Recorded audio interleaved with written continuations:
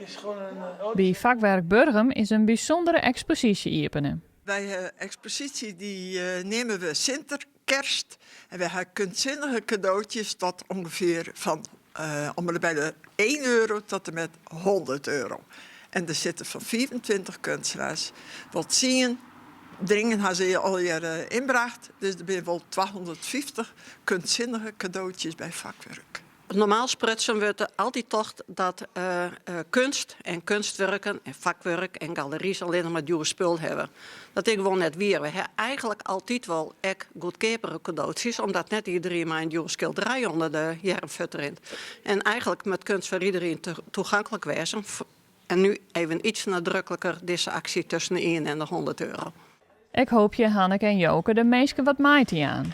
Dat mensen snappen dat kunst net altijd duur ingewikkeld en zo goed te wezen. Dat ze gewoon binnenstappen kennen. En ik als ze niks keepje, je kan gewoon zien. Mensen kennen nog de hele maand december de expositie beziekje. En we sluiten het af op de laatste zondag van december. Met muziek, oliebollen, glühwein en chocomelk. Dus iedereen is dan welkom om binnen te stappen.